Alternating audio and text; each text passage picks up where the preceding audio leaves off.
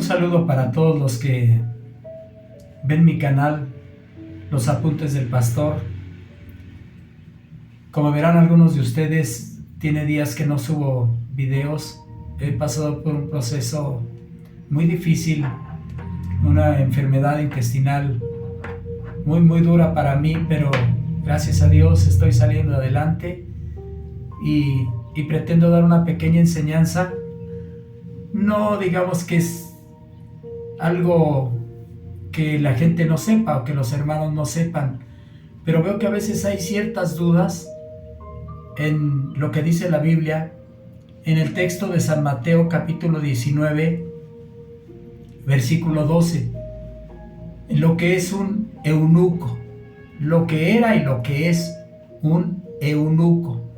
Como suena un poco extraña la palabra, hay personas que dicen, bueno, ¿y eso qué es? Y como a veces el predicador nada más lo menciona de pasada, que era eunuco o la palabra, entonces ahí se queda la duda y bueno, ¿y eso qué es? Y mucha gente no lo sabe. Entonces, dice San Mateo, capítulo 19, versículo 12, pues hay eunucos que nacieron así desde el vientre de su madre, y hay eunucos que son hechos eunucos por los hombres, y hay eunucos que asimismo se hicieron eunucos por causa del reino de los cielos.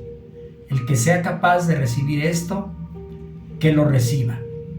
En otras palabras, un eunuco es una persona imposibilitada sexualmente, pero hay tres clases. ¿Y cuál es la diferencia entre la una y la otra? Por ejemplo, aquí claramente lo explica. Pues hay eunucos que nacieron así desde el vientre de su madre. O sea, hay hombres que por naturaleza, desde que ellos nacieron con un defecto, ¿verdad? Entonces ellos no pueden procrear, no pueden tener una relación de pareja precisamente por su defecto genético. Entonces, de esa manera es lo que señala el Señor, que hay hombres que definitivamente nunca se casan y no pueden formar una familia, precisamente por eso, porque están imposibilitados sexualmente. Pero también dice, y hay eunucos que son hechos eunucos por los hombres. Esto es, y era una realidad más antes. Ahora ya no tanto, pero cuando y en muchísimos, en Europa, en Asia, los jeques, los poderosos, ¿qué le puedo decir? Los sultanes, los reyes, en Israel inclusive y en todos lados, tenían un harén, es decir, tenían 40, 50, 100 y hasta más. Acuérdese de Salomón, cuántas esposas tenía o cuántas parejas tenía.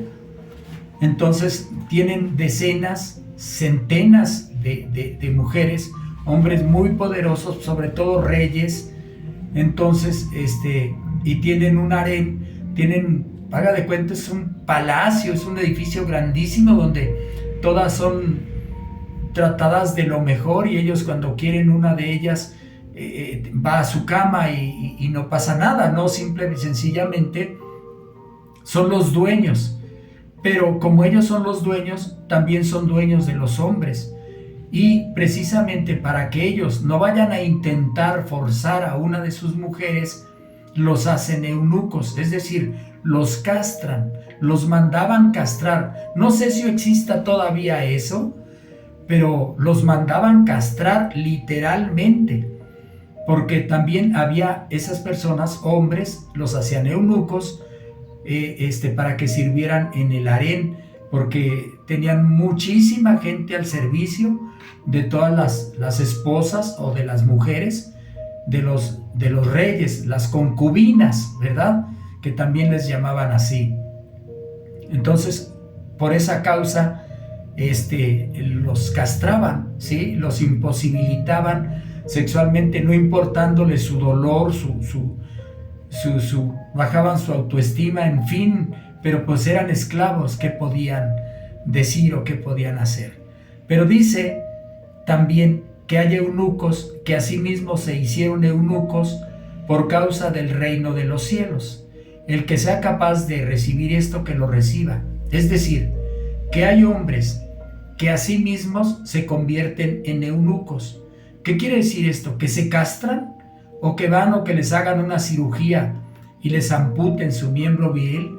No, esto es por causa del reino de los cielos. Eso lo pueden hacer los transexuales, pero cuando un hombre de Dios, por decir como Pablo, ¿verdad?, se vuelve eunuco, no porque no tenga la posibilidad o el potencial de llevar a cabo actividades sexuales, sino porque voluntariamente no lo hace por el reino de Dios.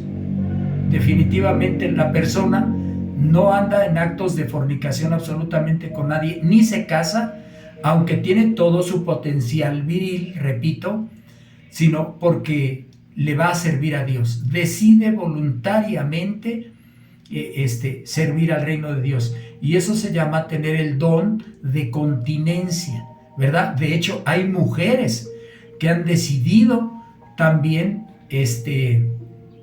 nunca casarse por el reino de Dios, y no solamente por el reino de Dios, sino a lo mejor por su religión, por sus tradiciones, porque qué sé yo, pero hombres y mujeres que lo hacen. Pero aquí hablamos específicamente de siervos de Dios que deciden. Por eso Pablo decía, mire, mejor que la doncella se quede como está, porque la que se casa pues le sirve al marido, y la que se queda sin casar le va a servir al Señor. Pero yo no mando en esto, ustedes tomen la decisión.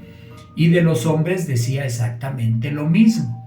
Entonces él había decidido ser eunuco voluntariamente, repito, aunque tenía todo su potencial sexual, para el reino de Dios. No preocuparse porque tenía una esposa, a eso se debe.